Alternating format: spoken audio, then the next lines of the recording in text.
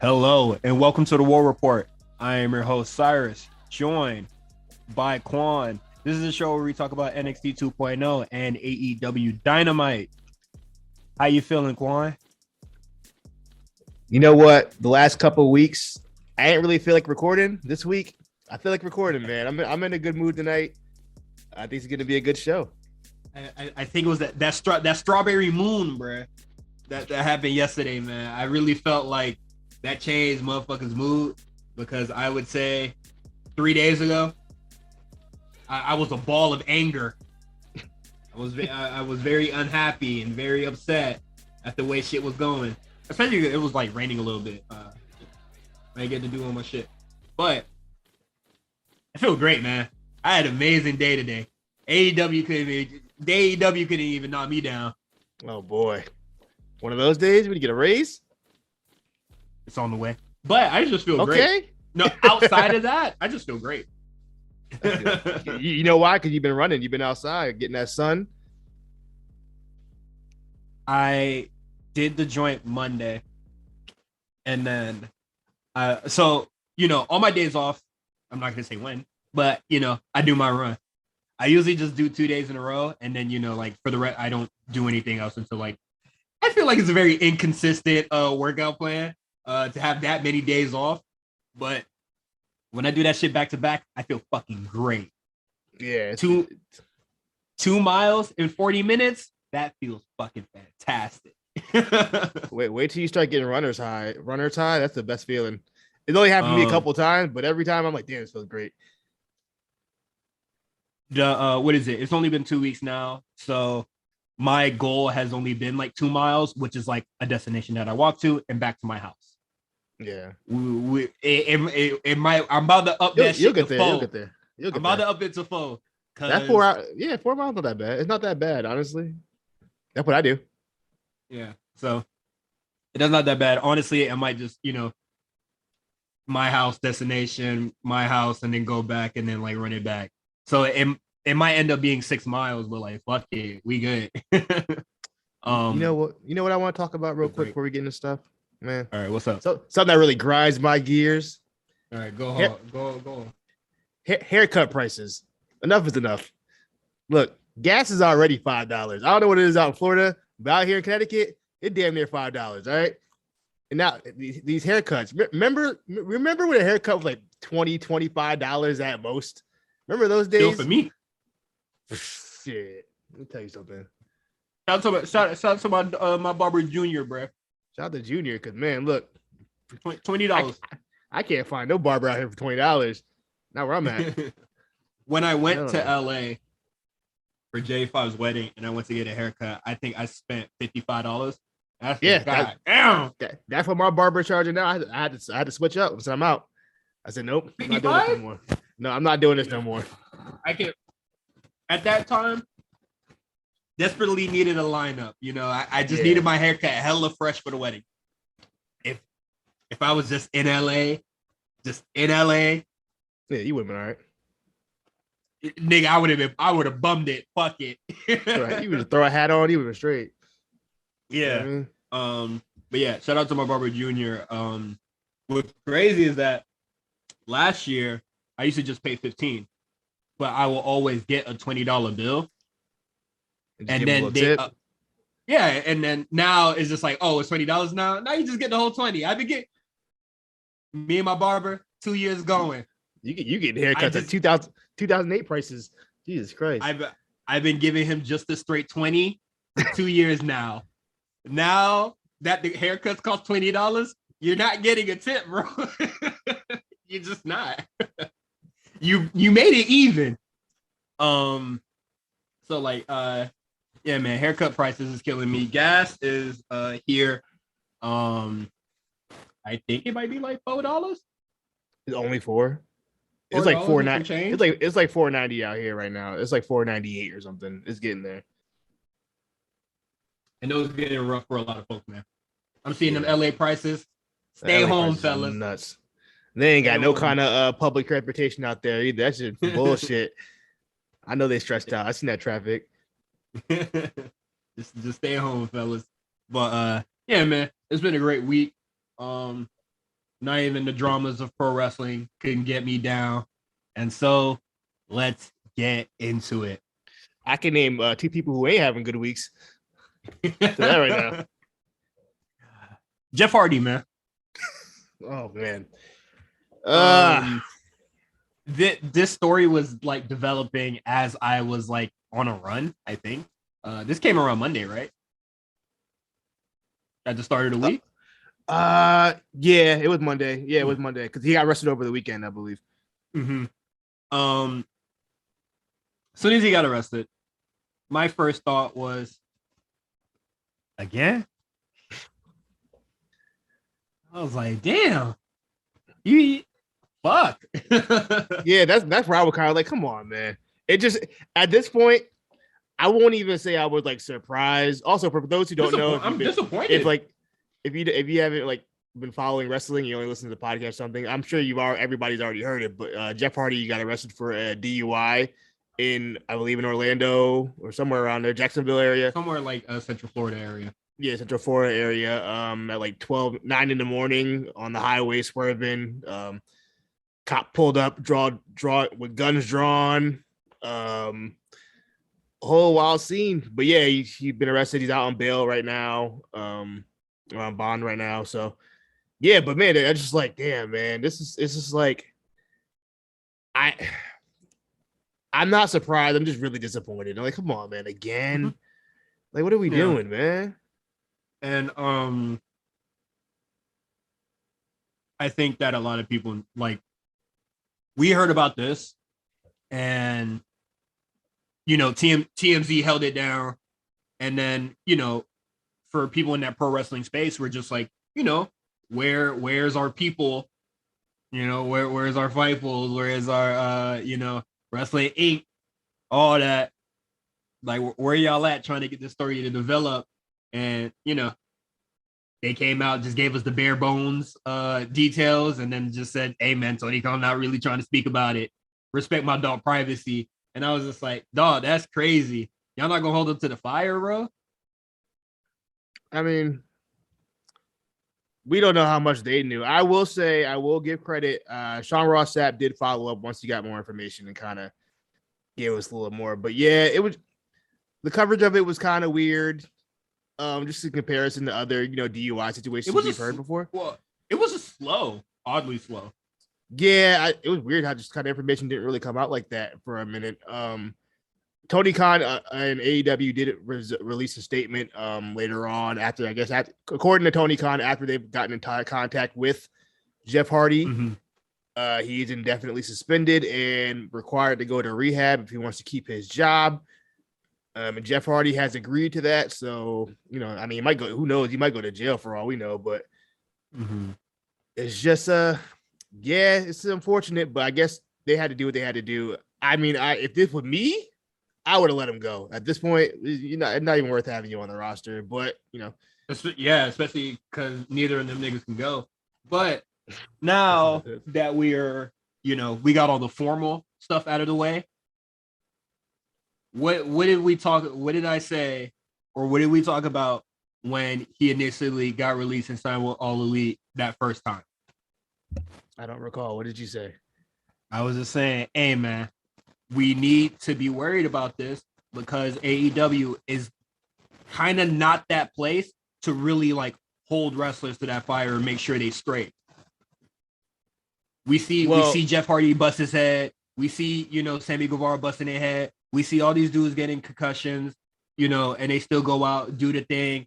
And then for Jeff Hardy to be like, you know what, I'm sick of the WWE, and to go to AEW where I feel like it is more of a boys club. It is a lot, kind of like looser over there.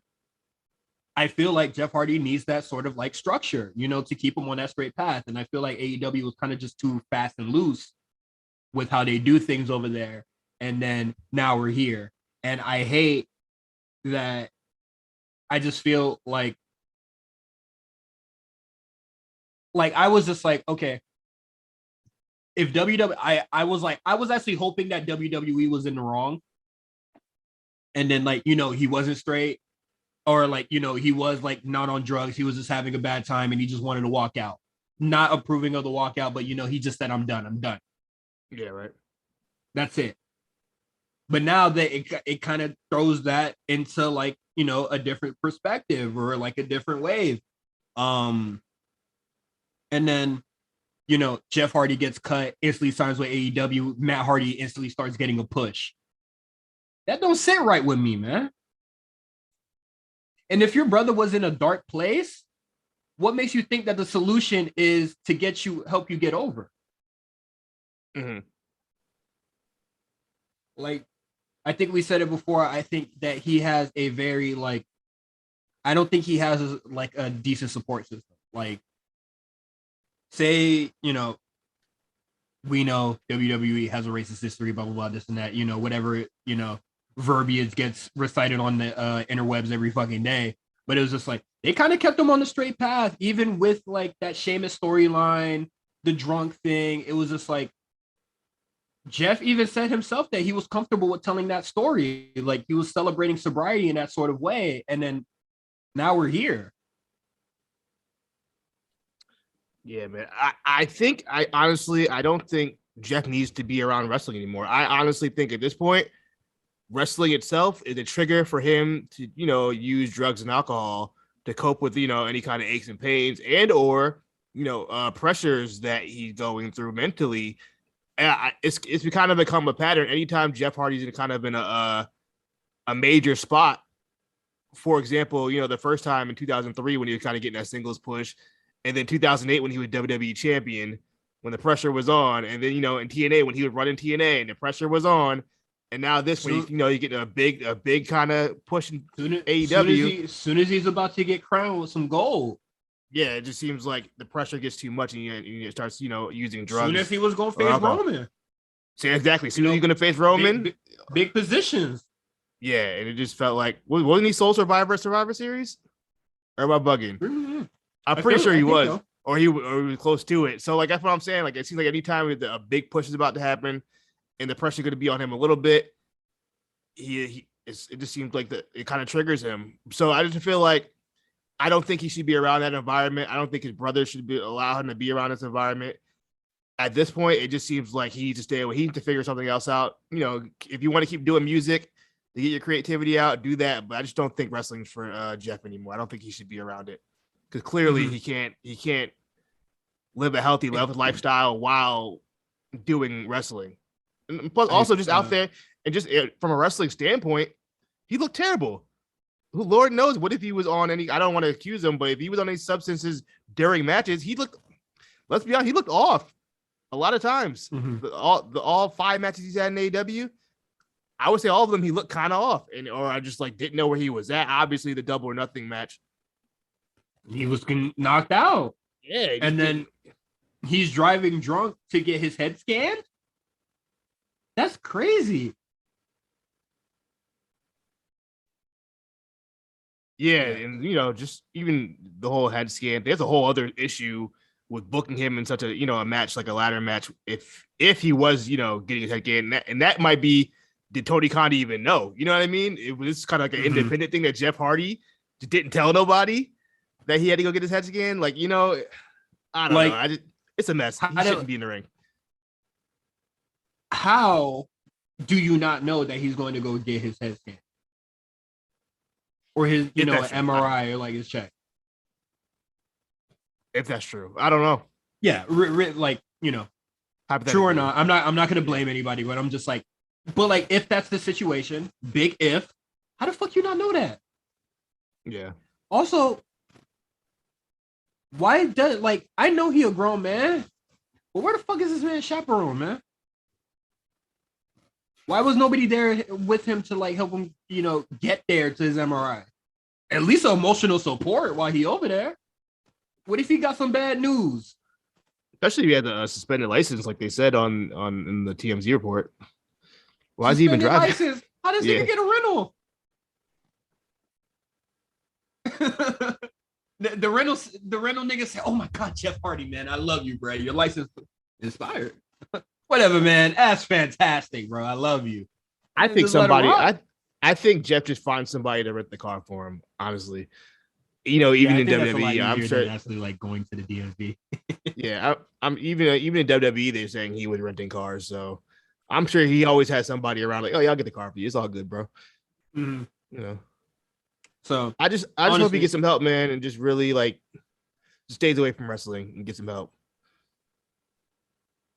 I said that when he first got hired. I just said I hope he gets the help and support that he needs. At this point, sorry if this is harsh, bro. It is what it is. I know a lot of y'all been, Jeff Hardy fans for a long time, been dealing with this shit for 20 years. Nah. Nigga, I've been dealing with it for 20 years. I'm over it. I'm so over anything Jeff Hardy. I've been dealing with this shit, I think, for 2. I'm done. No. You didn't even get the good stuff, the good parts of Jeff Hardy. The good parts. Yeah, none of the good stuff. You was dealing with the bullshit. Not just, and I hate when, public perception or just like, how the world kind of felt about this. It was just like, oh man, you guys are going to turn your back on Jeff Hardy when he needs you most? Suck my dick. Yeah, fuck that. He turned his back on us. How about that? Suck my dick. We gave him our trust so many times, and he keeps fucking throwing it in our face. What do I have to stand here? Why do I have to stand for this shit for? People have like actual family members that they have to like interact with or they're close with and shit that like also have like addictions. I think everybody had the family member that has dealt with addiction at some point. So what the fuck I got to stick with Jeff Hardy for? Yeah, it's just that nigga not my kid. I'm barely a fan of the nigga for real. I hope he gets to figure it out, man, before it's too late. Before he hurts himself or somebody else, I hope he gets to figure it out. I hate, I think that's gonna be what's like the nail in the coffin when he puts somebody else in a coffin, and it doesn't need to get to that point. Help the man. But also, he has to be willing to help himself. Mm-hmm. We can say help the man all you want, but he has to be willing to do it. Because look, WWE offered multiple times, and it seems like he doesn't want to do it. What's crazy is that like AEW is probably, they're sending him to rehab, and he's most likely going to rehab on the WWE dime like John Moxley did. Hey, shit, crazy. As long as somebody paid for it, it's fine. Yeah, as long as somebody paid for it, but that's crazy. when they said go, he said, nah, man, I'm good. But now you about to go on their dime. Whatever, man. And just another thing, a lot of people that are just saying, well, y'all don't come at Jey Uso like this. Oh, brother. Jey Uso was getting cooked, bro. Jey Uso was getting cooked on the timeline when he got that last DUI. Are you kidding me? That nigga was driving on the wrong side of the road, and y'all wasn't cracking jokes. Y'all lying. That nigga was ready to box up a cop. Y'all lying, saying y'all wasn't cracking jokes. Come on, they were definitely on the timeline. Was definitely like he should be fired and or making jokes about him squaring up with the cop. I think squaring up with the cop is insane. Yeah, it's hilarious. He's wild for that. But also, even that, I don't think, what I mean? If WWE would have fired him, I would have been like, that's justified. I'm not, what I mean? Like, I'm not going to choose sides of this. I think drinking and driving to that level is not good. You shouldn't be doing that. Therefore, what I mean? What is it? Jeff Hardy, like the legal limit was like 0.08 or some shit. And then 0.8. Jeff Hardy is a 2. It was like 2.9 or something like that, like 2.8. It was up there. Something crazy. I think it was going hard. Did you see the video?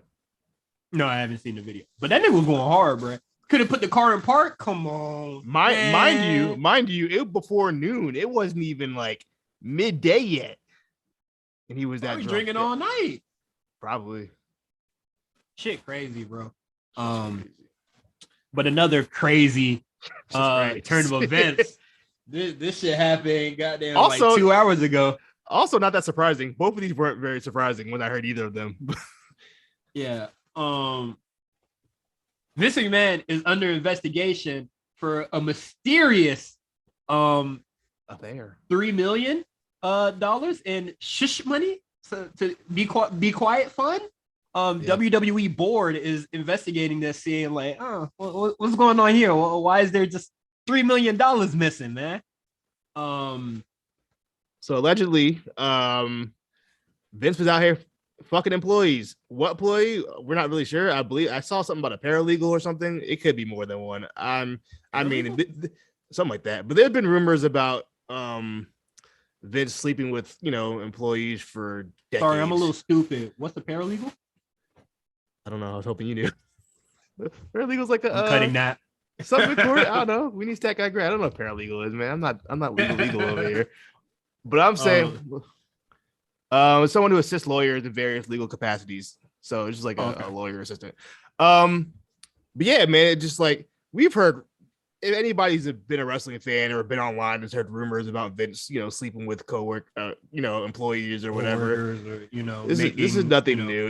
He's openly said he's been, he cheated before on Linda, so that wasn't too shocking. None of this was just too shocking. The shocking part was just that it finally got out. Laurinaitis or Johnny Ace Day? I think the John Laurinaitis part kind of took that to the next level. After Vince was done with whatever shorty he was dealing with. You just passed her off as the great philosopher Snoop Dogg once said, "It ain't no fun if the homies can't have none." So crazy. So what happens is, I guess he got passed off, and somehow word got out. I don't know what's going on. I will say, as far as we know, this is why we're joking about it. As far as we know, everything has been consensual. No one has been forced or coerced to do anything. As we know right now, as of 10:34 p.m. Eastern time, June 15th. So if you hear this on Friday, as the more news came out, we ain't know. All right. But yeah. Yeah, man. This is, honestly, this is pro wrestling, man. On a serious note, I think why this is like coming up to coming out is that the article says that the WWE board is investigating this $3 million missing. And if you don't know what a board member is, it's a lot of people, sometimes a lot, who spend a lot of money to make some decisions that happens within the company. And I'm pretty sure that they're just wondering if their money that they put into being a board member is being put to keep some women quiet or niggas, hey, you know what I mean? Love who you want to love, man. So, hey, man, if I'm a rich nigga and this is money that I put in my pocket, so goddamn wrestlers could get some new pants, and you spend that shit on hoes. Nah, don't do that. But yeah, that's as far as we know.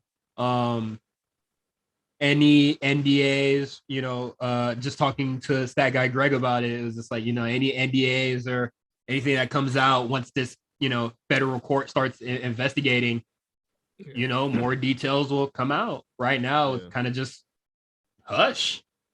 Fucking hoe, giving them money, and then having sex with nice women. You should say fucking hoes. Yeah, my fault. I'll say this much. I'm trying to talk about this in the if these women were not coerced or whatever, they chose to do this on their own merit, I feel like they get too much of a pass here. Because what y'all doing, bro? This is not like that nigga like Secession, man. 70. How old is Vince McMahon? He's 76? 70, like 72. Ew, nigga. That's gross. Hey, man. You see his face? That nigga's face is pinned back, like with on top of you. With all the man, I sure want a sugar daddy tweets and memes and TikToks I've been seeing. Hey, man. That's your nigga right there. Also, man, just in general, like outside of the possible if he was spending WWE's money on this hush money, that's like one thing. But outside of that, I don't really see anything like this just getting Vince out of here because he was cheating on his wife. Yeah. If it doesn't come out that any of these women were sexually assaulted, I don't see how this can get him out of here. Just because he would, for what it's worth.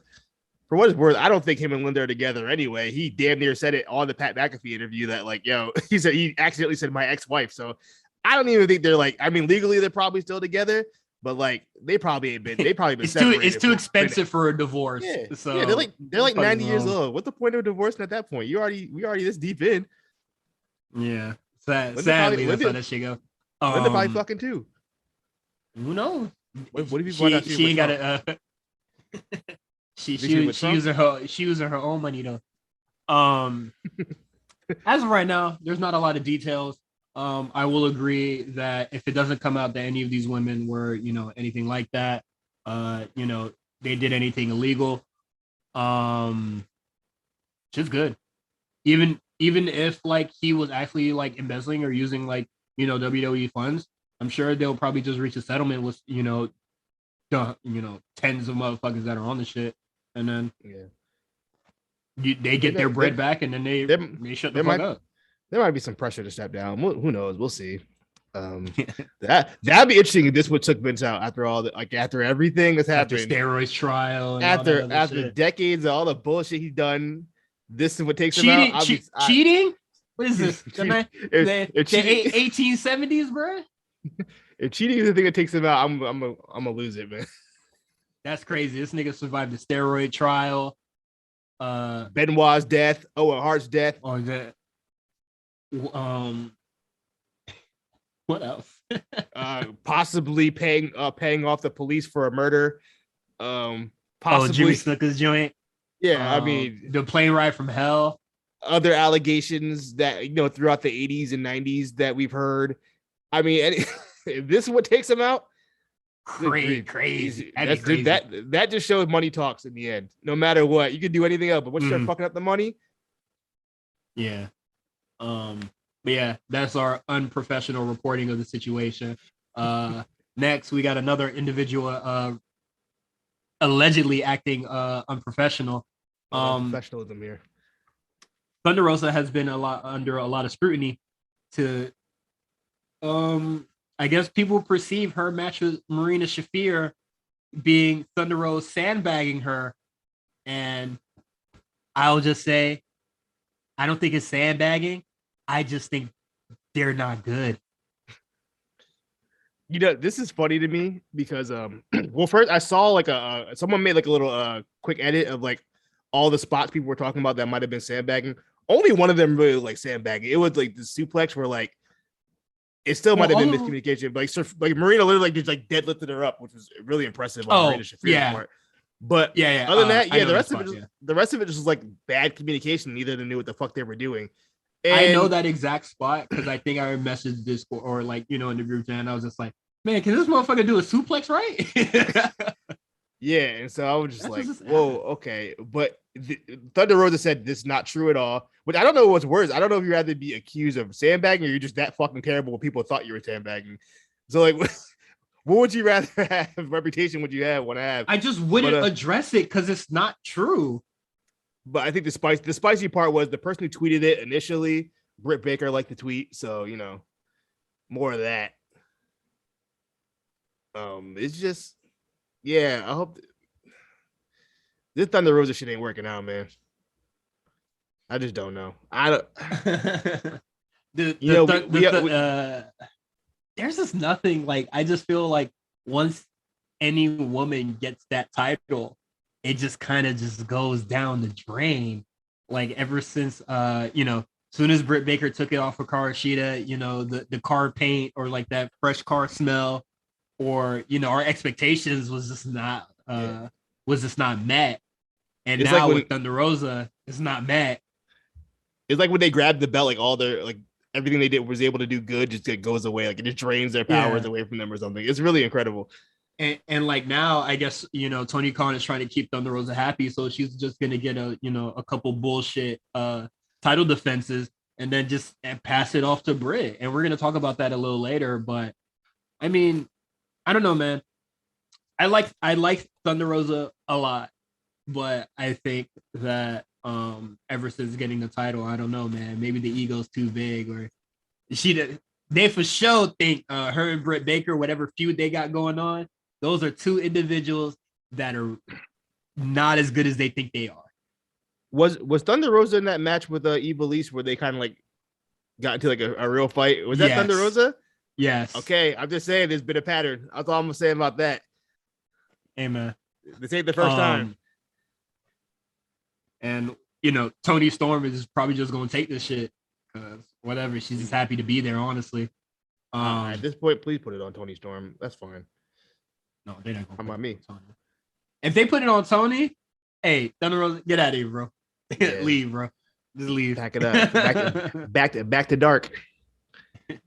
Oh, I ain't mean back to dark. The ghetto. Another thing, last story in the trenches. Troy Donovan was released. Oh yeah, I forgot to put on a little thing. Yeah, Troy Donovan, Mr. Two Dimes himself, got released. It wasn't anything due to budget cuts.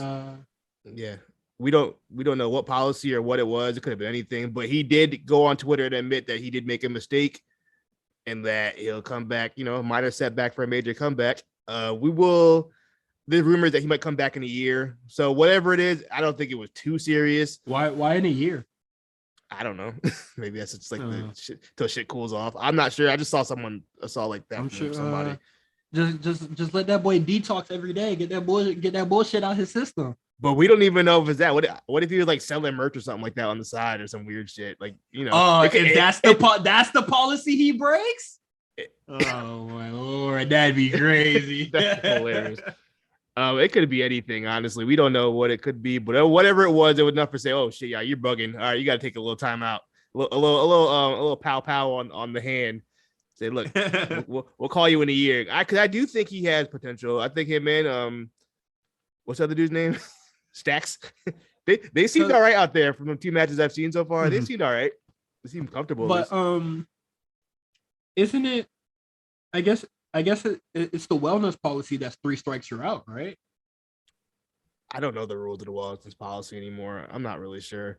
It was like, I know it used to be that way. Or like concussion protocol or some shit. You know, you get a couple spanking on the hand, and then that's the real spanking on the hand. Who knows the way everything kind of changed in the last couple of years. I don't know what the wellness policy. Yeah, you're right. It could be anything. That's why I don't see no point in speculating. But okay, I hope he got caught for like if he got caught for like selling merch, would that be like the most like Italian mafia type shit to be doing anyway to get fired? For that in the storyline, that boy got fired for some street cred. That's crazy. But yeah, man. Hopefully it's nothing too severe or anything like that. If it is anything, if you know if the cup was too hot for the doctor hand, hey man, go to Trader Joe's, get you some of that green juice, you know, pump that shit back, some water, come back, man. Do a couple indie runs, you'll be all right. Yeah, you'll be straight, bro. Well, that is it for In the Trenches. Yeah, let's get into AEW Road Rager. It didn't feel like a special show, like for real. Road Rager. I don't know why they threw that shit on. Whatever. I think it had honestly, I think it had 3 good matches. I do think there were some good matches on the show. I do. Okay.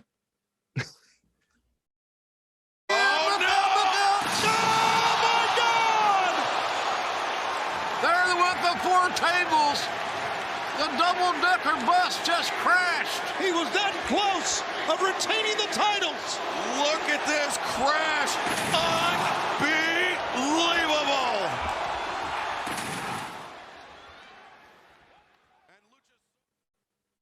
All right, man. Quan, you're going to have to break it down to me. What are these good matches?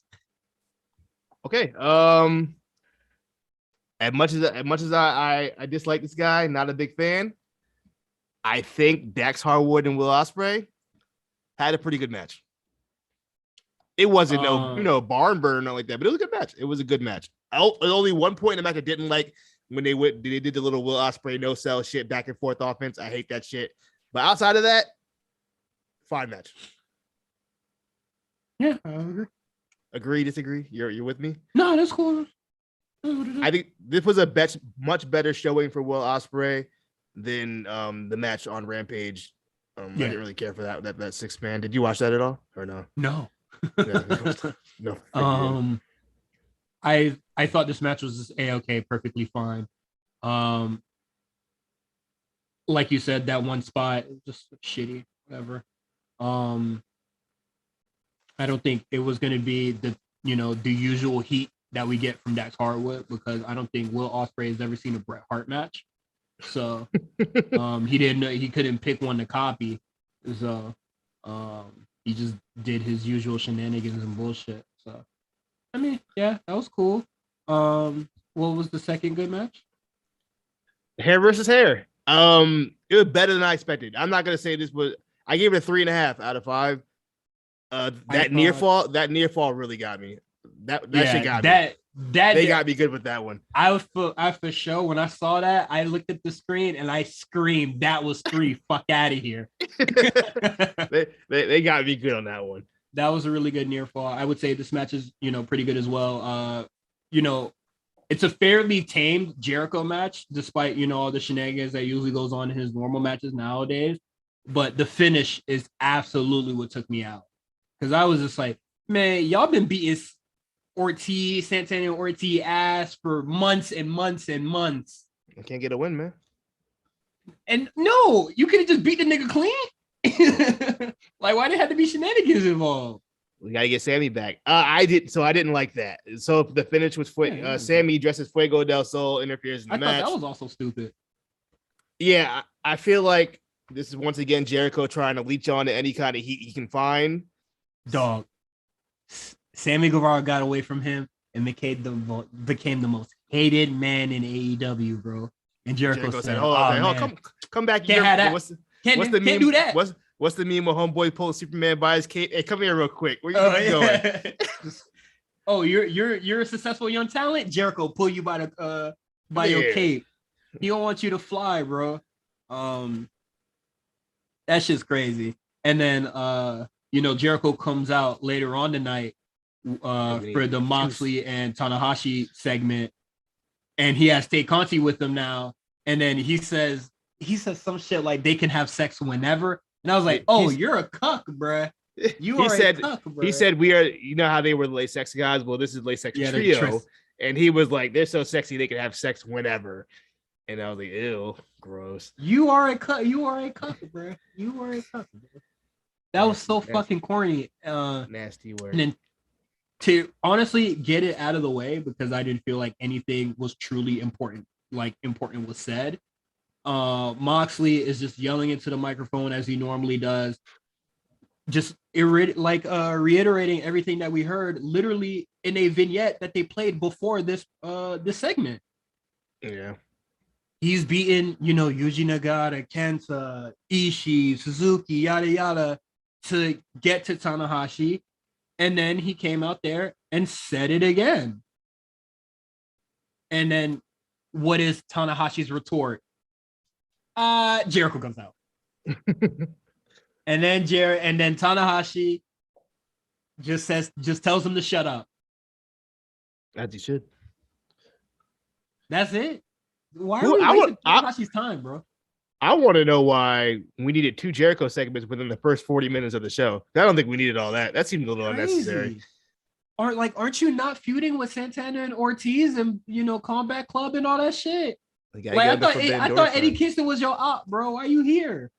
Well, we had to bring in a Suzuki Goon because El Desperado and Lance Archer, who was already there, interfered, beat up Moxley and Tanahashi. Now they're part of the group. It's just they get Suzuki for almost every meaningless show that he's been on, and they could not get him on the fucking show when his stable is there. We might have something booked. I don't know. So I think Jericho announced the match. I don't remember let me look up the Forbidden Door card. It was like like an 8-man or something. Yeah, it's a whole bunch of shit. Suzuki Gun with that young lion or young kid that used to follow Moxley around. Yeah, Shooter, whatever the fuck. Shooter and Umino. I don't give a shit, man. It's a multi-man match. I don't care. And then that match is being announced as they're like stomping out Jericho and and Moxley, and then I go on Uber Eats. I turn around, Moxley and Tanahashi standing tall, and I'm just like, what the fuck happened? And Tanahashi's shirtless. They beat the blazer off that man. Yeah, they should be. So you got to show off the muscles. Come on, man. Oh, like no, why ain't you just come in a t-shirt and just rip it off? You want me to go over the Forbidden Door card real fast? No, not right now. Not right now. Let's do it after we get through the rest of these segments. I thought that match or like that segment was an absolute train wreck. Yeah. And this build to Forbidden Door, whenever how they're getting the New Japan talent involved on these shows, absolutely fucking terrible. We kind of called the invasion storyline, but this invasion storyline kind of been a mess. It's kind of been like there's been real no kind of like leader. No, yeah. I guess you could say Jay White, but not really because he just got the belt. So I don't. Yeah, I think that this show probably could have been booked in like July or something. You know, a little further away. So I know they couldn't predict all the injuries and Okada having a baby, Danielson also being out, you know, all that stuff. But I felt like this match was kind of happening way too soon, way too close to Dominion. Way too close to even last pay-per-view, Double or Nothing. Too close to Double or Nothing, too close to Dominion, too close to Blood and Guts.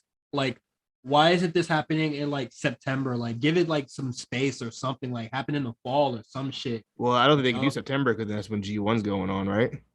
Oh, in September? No, it should be over by then. You think so? I don't know when G1 is. Yeah, it should be over by then. G1 should be ending around August. G1 starts from July 16th to August 20. I don't know why I thought G1 started in August. It's July 16th to August something. Yeah, it's a summer thing. Because I think like King August of Pro Wrestling is like fall, and then they do World Tag League and all that. Well, fuck World Tag League. Well, no, they do World Tag League like in December, like right before Wrestle Kingdom because they don't care about the tag division. But nah, like the week to week build up for Forbidden Door is absolutely terrible. How they're trying to get a lot of these dudes on the show. But yeah, moving on. Hangman Page comes out.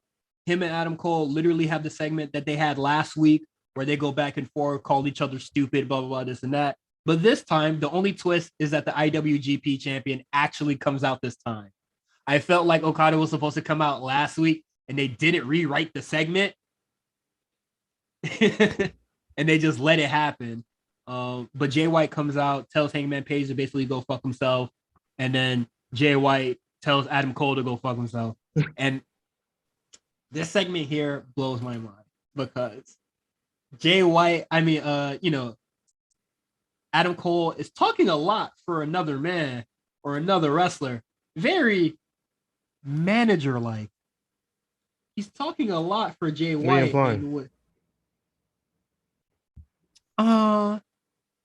Maybe he should have just been maybe a manager was the right call. He's talking a lot. Oh, brother. And then he like rolls out the red carpet for Jay White. Jay White sneaks into the ring, gives Hangman a switchblade, and then Adam Cole, you can hear him on the microphone, shaking his pom-poms for Jay White, yes, queen, and all that shit. And then Jay White is just like, you ain't getting the match neither, stupid. Is that how they build animosity between those two? So it makes sense for him to be in this triple threat? I think the match is going to be booked. What I was going to ask you, do you think it's going to be the triple threat? Or I'm seeing rumors, or not rumor, but people are hoping that it's going to be Jay White versus Kenny Omega. We don't know the status of Kenny Omega. I don't know if he's good to go. He had a lot of stuff going on. So, two of those scenarios. If it's a triple threat, I can see, him screwing over Adam Cole and then them just having the match anyway, or like they have like a little story, little thing next week on the Go Home show to be like, no, we're going to have this match. Fuck you. Yeah. It's going to like the match is happening anyway, but I feel like this is the driving force for Adam Cole to actually want to face Jay White at all. Now, if Kenny Omega is there, Hangman Page looks silly, and Adam Cole looks even dumber because that boy won the Owen Hart tournament, and they said, that's great. Get out of here. Real niggas back. Could you imagine? That's crazy. That'd be crazy, bro. That boy is gonna him. He was the man on NXT, bro. And then you about to get second fiddled again. You've been here for less than a year. Even if he's in a triple threat match, he definitely feels like a third party. Like he feels like number 3 in that match out of those 3 people. Yeah. Regardless. This is he's a middleman, like a manager. Yeah. There you go. I'm just saying. I'm fucking around. He could have been Max Dupree, man. You feel me? Quick hits. We got Toni Storm versus Britt Baker in a match that I blinked. It went into commercial break. I blinked again, and then they said Thunder Rosa versus Toni Storm at Forbidden Door. The match was fine. It was fine. It was a fine TV match. Only thing I really remember was the hip attack from Toni Storm to Britt Baker. She sold that like a fucking. I'll say that. I'll give Britt Baker credit there. She sold that like she got killed. It might have been a shoot. I feel like I could sell that better though. Toni Storm, link up. You feel me? Let's try it out. Let's see what happens. And then she played possum like she was really hurting, and then she tried to do the roll up for the false finish. That one didn't catch me like the other one did, like the Jericho one did. She played possum really well, and I like that. That's probably the most I could really say about this match because I felt like, to me, in my mind's eye, we just finished watching the show, and it's a flash. Yeah. It was just like a lot of interfering from there. Thunder Rosa comes out. Girl, why are you wearing heels if you know this is the part that you have to play on this show this week? It's like what Charlotte be doing. I hate when Charlotte was wearing a heel. Like, you know you're about to get physical. Why are you wearing heels for? Well, Charlotte is like, if Charlotte has to run down the ramp, Charlotte is no stranger for just going barefoot. Nah, she definitely ran being barefoot. She ran down there. She definitely ran down the ramp in heels before. Thunder Rosa was like, ooh, I don't want to trip now. But yeah, that's about it. And then is Miro versus Ethan Page your third match that you like? No, it was the ladder match. We forgot the ladder match. It was the ladder match. I actually didn't hate the ladder match.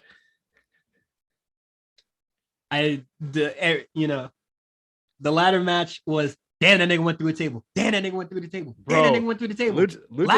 Damn, nigga went to the table. Luchasaurus went through 10 tables. You know what I think what happened with that? I think they had a lot of plans, spots planned for the Hardys that they couldn't do, obviously. It was like, fuck it, we'll just put Luchasaurus through that table for that spot. And Luchasaurus just took them all? Yeah, he just took them all. Oh my God. I really think it's what happened. My brother. That man went through 20 tables. Honestly, the match was cool. It was a ladder match, like every other kind of ladder match we've seen in AEW in the last 12 months. Some cool. There were definitely some cool spots. I thought they overdid it with the tables a little bit, but besides that, I liked the match. I'm happy Jurassic Express lost those tag belts because, man, it was getting stale. On the negative, yeah, the Bucks got it, but I'd rather the Bucks have it than Jurassic Express at this point, especially more than the Hardys. So there's a road up ahead with the Bucks having it. Yeah. Speculations came out that the Hardys were supposed to win. I think we both predicted that, and then they get a little run. Well, you predicted it last week. They get a little run, and then the Bucks be throwing them, and then like whatever. I feel like we're still on that course. Like Jurassic Express was not like you weren't in the plans anymore, and I think that's fine. Because after the match, of course, Christian comes out, finally turns on Jungle Boy. It took we all kind of predicted it. They held it off for a long time. I wasn't even thinking it. I don't care. I thought the spot was going to be Christian was going to push them off the ladder and have the Bucks win, but they refrained and had just the Bucks win. I guess the cleanest you can win in the ladder match, and then Christian comes out, attacks Jungle Boy gives him Prettier and then gives him the one-man concerto, which is so funny because I'm like, you know, I've been rewatching 2001 WWF. He just like, I literally watched the Raw where he turns on Edge and gives him the one-man concerto for the first time. So I thought it was really interesting that happened like that. But yeah, man. So finally get something Christian to do, I guess. We'll finally get a Christian versus Jungle Boy feud. I think this will be good for Jungle Boy just to be around a vet, someone who can, you know, Christian can still go. I'll give him credit. He can still work. So hopefully you can show him the ropes, show him a few things. I think we can get some decent matches out of that. I honestly do.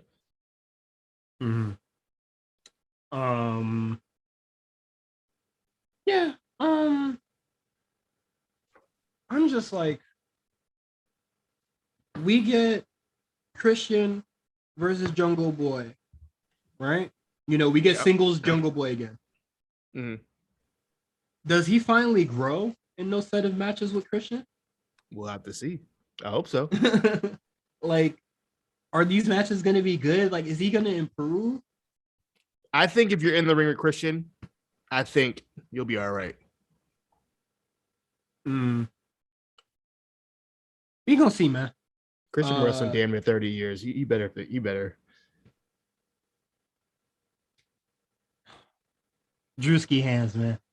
And then last thing, we have Miro versus Ethan Page. There was no doubt in my mind that Ethan Page was not going to lose this match. Miro is over. Just let Miro win. Yeah, this is an extended squash. Nothing of note really happened. Shout out to Miro, man. I haven't been the biggest Miro Rusev believer for a long time, but I like his current gimmick. I really do. I think he looks great. So I'll give him a chance. Also, I'm the opposite. I like Rusev. I'm not a big fan of his gimmick, but him just beating Ethan Page's ass was satisfying to see. You didn't like God's favorite champion? I like that gimmick. I thought it was cool. I thought it was interesting, something different. Also, congratulations to Tony Khan. We don't know the Rampage results yet, but he refrained from having Max Caster on the show so that he can rap about Vince. Because I know, I guarantee you, Max Caster texted him and said, "Put me on the card. I don't care if I lose. I just want to rap about Vince." I know we didn't put it in the trenches because, you know, I didn't really care. But Matt Caster just said backstage politics is what stopped him from being at Forbidden Door. And my first thought was, dude, your ass. That's why you're not on Forbidden Door. I don't care about it. He's probably trolling anyway. That dude's a troll. I don't even take him seriously.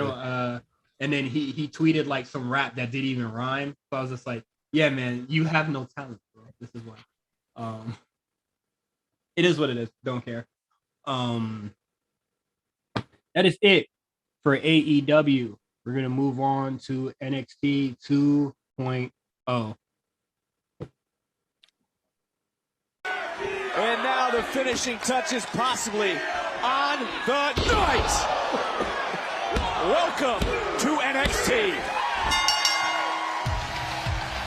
Here's your winner, Giovanni Vinci. All right, man. Before you start, I got some breaking news. Well, hold on. It's not breaking news, but huh? I don't think it's breaking news. It's breaking news. Go off, King. Oh, Raj Giri, his Twitter account, he just said, "I'm hearing Sasha Banks has been released. I don't know if it's been requested or if it was on WWE's end." So, breaking news. That's breaking rumor. But I hear you. I'm just saying. I just read it on the timeline. Raj doesn't seem to be a guy who usually breaks news, so that's interesting. We'll keep you. If I see anything else, I'll keep y'all posted. But y'all will hear. You'll know by the time this podcast comes out anyway. I just something that just threw me off. I just read it. So NXT. We will see what happens with that. Look out for the A show.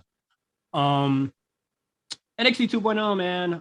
Let's get into it. Show starts, and the Creed brothers versus Team BBC. We're not calling them. What is it? Malik Blade and Enofe. This match is really good, man. It was cool. I liked it. I think what is it? I think this was a very impressive showing from Enofe and Blade. They looked great out there. They've been in the lab for sure. They definitely been in the lab. They got some new moves they've been doing. I've liked them on Level Up. They've had some good matches on Level Up. Yeah. I haven't really seen them much because I don't really watch Level Up a lot. I usually just watch women's matches on Level Up because I'm usually more interested in the women's division than I am tag team stuff. But no, they look great here, man. And Cameron Grimes talks to him later during the show, Enofe and Blade, and he's just like, "Y'all got some real potential, man. Don't let that shit go to waste." You know that reminded me. You know what it reminded me of? It reminded me of that promo that Ric Flair cut on Carlito back in the day, where Carlito was going to leave early and Ric Flair like shoot him out. Very similar. Damn near same camera angle and everything. It was interesting. This new direction for Cameron Grimes. It's interesting. I feel like it's kind of just a holdover for Braun Breaker to have one more feud, and then I don't know where even Braun goes after this because I don't think Cameron Grimes beats him. So I guess it's cool. As for that tag match, yeah, it was cool. I enjoyed, on Enofe and Molly Blade's work. Other than that, it's fine. I give it a 3, I think, on the thing. It's cool to see Brutus got a pin for a change. Because he never ever seemed to get a pin. Very rare when Brutus gets the pin. So I thought that was pretty cool. Yeah. So we'll see what happens with the tag. Also, there was a little backstage vignette later on about Roderick Strong, like, yo, why are you shaking them dude's hands? And he's like, it's the Creed way. We could. Wish your ops no love. Yeah, wish your ops love. Like, what y'all showing love, giving title matches, and then they were like, well. Brutus is a visual learner, so how about you show us how it's done? You and Damian Kemp versus who they say they're wrestling? Who they wrestling? Who did he say? Don't remember. I forgot. But they got a Roderick match. Strong ducking smoke. That's not the Roger I know, bro. That boy said my ankle. All right, man. Fuck this nigga, man. Moving on. Giovanna Vinci debuts. Just quick thoughts on his debut. Honestly, it should have been a quick hit, but I think the snapshot shit is hilarious. That's so funny. Imagine, I wish Tyler Breeze had that. Had that technology. I think that shit is hilarious. That shit was really funny. I think he needs to pose, actually pose. He did. He gave him a little finger point. He gave him a little. You know what I mean? He need to hit the 5-second pose. You feel me? I will say he's not as ripped as he was before he left. I don't know if he was like nursing an injury or something like that. He seemed a little. I mean, not like he looked bad. I mean, obviously he looked great. A little slimmer.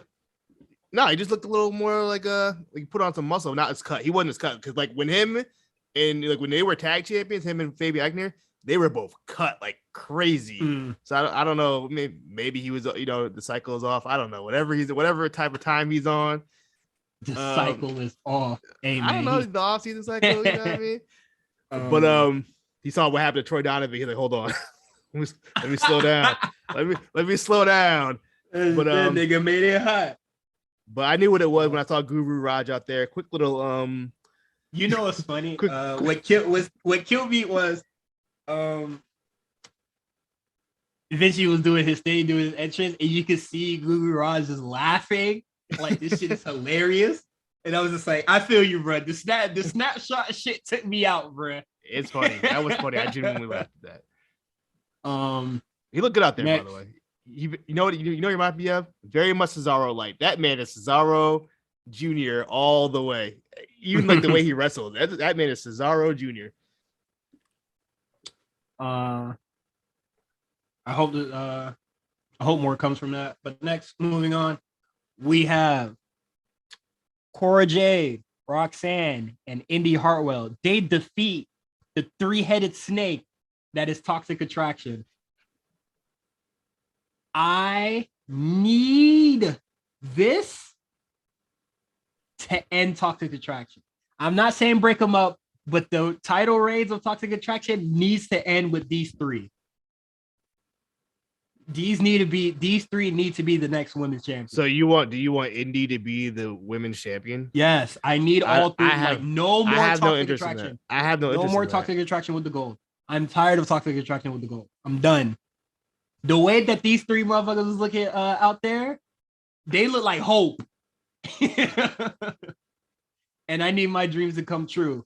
If Roxanne wants to use her breakout tournament thing to cash in with the tag champs, perfectly okay with me.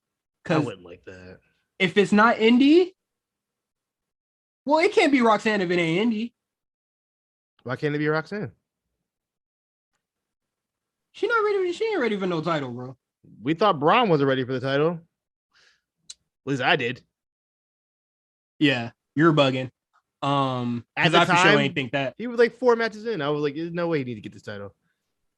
Well, yeah, but just Braun Breaker at least lost that first title match. And then when he bounced back again, that's when I was just like, that boy ready. But Roxanne already faced off against Mandy. Y'all need to just let them be tag champs and stop letting them go for single title. Like let opportunities rise from this shit. But this is my thing. I don't think Indy like women's champ material. I don't think she does. And Roxanne is? Yeah, I think she's more over than Indy. I think she's a better wrestler than Indy. I think crazy more over than Indy. I'm not gonna. She is more over than Indy. Part. She is more over than Indy currently. No today. Way. Yes, absolutely. They love Indy out there. Are you fucking kidding me? They love Roxanne too.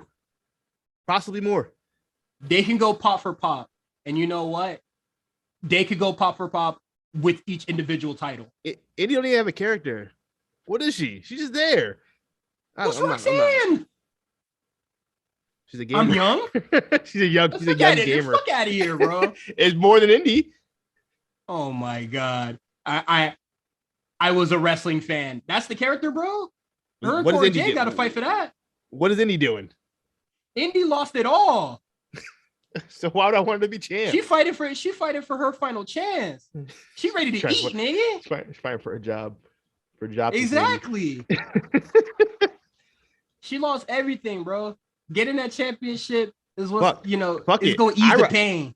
I'd rather Tiffany have the belt than fucking absolutely. But given the circumstances that we are in currently, just let them dethrone the three-headed monster. Because what the fuck is Cora Jade gonna do if Roxanne singles? Y'all gonna turn her heel? Or you gonna make her and Indy tag champions? That shit don't make no sense. Or they just wait for Nikita to come back because it seems like Nikita's coming back. Is he getting vignettes already? I don't think it should be Indy. That's all I'm saying. I don't think it should be Nikita either. I'd rather Nikita than Indy. That's crazy. At least Nikita's interesting. I don't think Indy's interesting right now. And Indy's not doing nothing for me. Nikita's interesting? What's the interesting part about it? More so, she has an interesting look. She has a cool move set. The crowd kind of taking move set is cool. That's what I'm saying. It's like I feel like Indy. I need more from Indy. We'll see what the public reception is like when she returns. I don't think that crowd won't care. They forgot all about that for one, and two, they didn't care in the first place. Only the internet cares about that. You're right, but guess what? A lot of the internet is out there. They just have to keep quiet and not post no damn spoilers. But no. Let's end the Toxic Attraction. Let them have it. I don't know what the fuck. Cora Jade is very much involved in this, and she's not gonna be left out. She's gonna get the tag championships, and is not gonna be with Indy. So y'all could bitch and moan and treat that shit like it's a Money in the Bank, but whatever. I don't give a shit.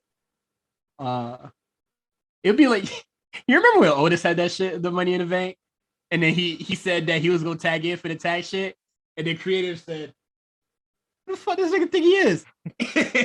And they had Braun Breaker beat his ass. Braun Strowman beat his ass. That's for the best, man. Um, Next we got Braun Breaker versus Duke Hudson. Duke Hudson kind of floating his count out victory over him, and then Braun Breaker said, "Nah, run it back," and then he beat his ass very Squash quickly. That boy. Squash that boy. And then fucking Grinder said, "Hey man, I'm out here, man. We fell upwards. I got that championship off me, so I can head to bigger and better things." And then cuts one hell of a promo on Braun Breaker. Yeah, that was good. He was just like, "Look, man, I'm not saying you got here because your daddy, but I'm saying it didn't hurt. You feel me? And my daddy couldn't see me wrestle, so I'm kind of pissed off about it. I'm about to show you what a real wrestler's like." People are kind of upset at like, oh, why are they turning him heel or whatever? And I'm just like, it's very much a blurred line. Also, whatever. I don't give a shit. Braun Breaker needs a challenger, and I don't think that they should be turning Braun Breaker heel for this. I don't know. I'd much rather. I like that Cameron Grimes, same as the North American Championship. I like that Cameron Grimes' motivation is his father. Yeah. And that's about it. I thought it was one hell of a promo. I thought it was really good. He has some really good lines in there about like his father looking down on him. Yeah, that was about that was my favorite line when he said like his father had to look down on him. I think he should probably talk about that his dad was a wrestler. I think that would add more to it. I mean, he mentioned it a little bit in this. Did he? I don't remember just saying a anything little about being a wrestler. Oh, maybe he did. I don't know. It was kind of a line in passing. He didn't say his name or anything. Yeah. Well, no one would know his name anyway because he was like a indie wrestler in the 90s. Like no one knows 90s indie wrestlers. So, is what it is. I liked it. Moving on to quick hits. I have Waller defeat Solo Sequoia here, but I think you're gonna have a match next week, correct? Yeah, there's no match. They Solo called him out, but yeah, there's no match. Yeah. Honestly, the rest of the show was very freaking. It definitely felt like many quick hits. A taped episode of NXT for sure. This felt like 2020. This is 2014 NXT. A lot of vignettes, couple matches. That's it. Yeah, there's a lot going on. Solo Sequoia got next. Yeah, next. Ooh. Let's get to that part because it doesn't seem like he's gonna win. We got to a Great American. I'm assuming that's going to be Great American Bash, which is what 2 weeks from now, 3 weeks from now. I don't like that they did. I don't like that they did this to Solo Sequoia because they kind of did this to Santos Escobar, where it was just like your next challenger is already waiting in the wings. I was surprised that it changed for Cameron Grimes, but I'm just like it's for the best rather than having a face versus face. But with the Tony D'Angelo segment that we're gonna have, that we're gonna talk about after this, Tony D'Angelo very much seems to be next in line. So it's just like, damn, Solo Sikoa is really about to just get his ass beat, and then Tony D'Angelo comes in. So we'll see what happens here. Tony D's ceremony where he promotes Stacks and Two Dimes, and one hell of a promotion, huh?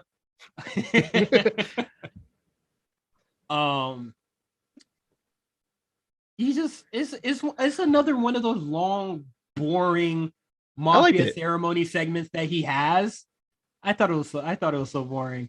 I think the most enjoyable part about this thing is Santos just standing there with Elgato and he just fucking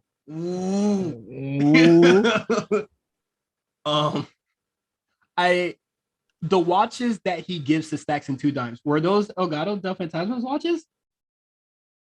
I don't know if they were his watches. I'm not sure. Because the way they reacted, they looked at their wrists. It was just like, damn, they used to be ours. Okay, maybe? I'm not sure, but people, let us know, man. I think that would make this segment a lot more funnier for me. You know what I wish they did? I wish they did the Nation of Domination segment where The Rock gave everybody watches except for Farouk and gave him that big old picture of him. They should have did that. They should have did that for the Legato to give him like some bullshit. I think that would have been really funny. Oh, you ever seen that man, promo? would've been Have you seen that promo before? No, but I'm gonna look at it. Oh, after it's this. so funny. That sounds hilarious. He gives everybody Rolexes except for Farouk. He's like, yeah, you get this picture. That's funny as shit. And this basically just leads into Tony D'Angelo being like, I want to be a champion. I want the North American. Trick and Mello come out, they do their thing. Trick does that fast talking shit, and then it has a match with Stacks and Two Dimes, and then Trick and Mello win with interference from Del Fantasma, and then Tony D is there's a vignette. Tony D is just like, what the fuck are y'all doing? They had it under control. So yeah, it is what it is. The Dyad debuts, and this whole time I was just like, can these motherfuckers just unmask already? They look stupid as shit wrestling and goddamn for my Oblivion fans, goddamn the Daedric cult outfits.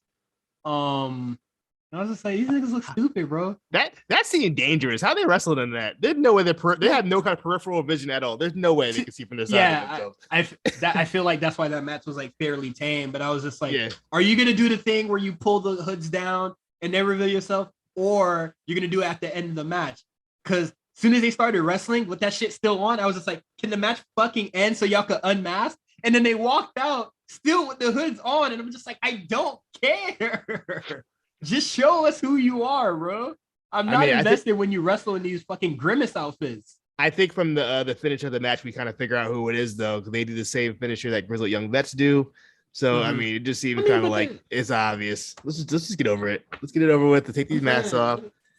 Give them their new name. Give them their new name. Let's get this over with. What are we doing? Yeah.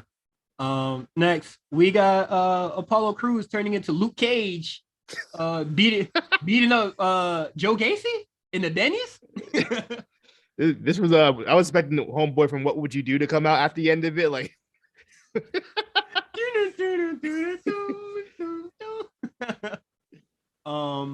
Yeah, crazy. A little silly. Wesley defeats Zion Quinn in quick fashion. Like, motherfuckers just getting their wins back, but they just like, yeah, let's get that shit out the way. Zion Quinn is walking backstage a little mad. Senga, he talking to the lovely Brazilian ladies. You feel me? And Zion Quinn was just like, bro, you want to go?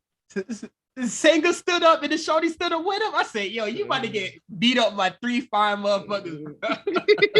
These outrageously attractive people about to beat the shit out you, bro. It's about to be goddamn. Gonna be Tenet. But nah, that was cool. Fallon Henley, she gets her win back on Tiffany Stratton, and I guess this is just kind of just something for Tiffany Stratton to do.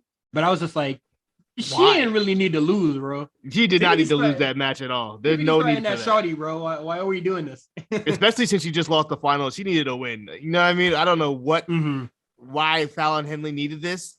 I don't get that. I didn't get that finish at all. That was weird. She just needs something to do, man. Last Legend gets a very long vignette. She just broke it down, man. She let motherfuckers know what it was, man. Say that one more time. What that shit was? What she was giving us? She gave us a lot of accolades, a whole bunch of them. Come on, man. Tony Storm telling us she dropped out. Last Legend said, "Boy, I was going crazy out here." You ever heard Jay-Z on You Don't Know and how he just broke down everything he did in the first couple of years? If they would have put that over the Just Blaze beat, that same exact promo, it would have been just as fire. I'm tired of Jay-Z beats over fucking promos. We need to stop that now. Nah, we could have did that. It ain't like it's ether. Whatever the fuck. No more of that shit.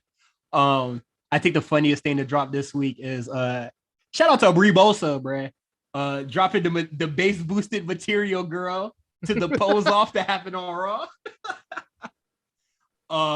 That pose off was hilarious. So fucking dumb. Oh my god. I watched that. This is it. Ugh. If you ever had to walk out of an arena, that was the perfect time, bro. I would definitely would go beat traffic after that. I don't even care what the dark match was. I'm getting out of there. Absolutely. Yeah, man. Last Legends is kind of just letting them know what it is, man. I honestly wish that she kind of cut this promo a lot earlier.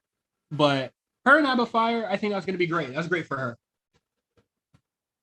And with all that, there's nothing else to talk about.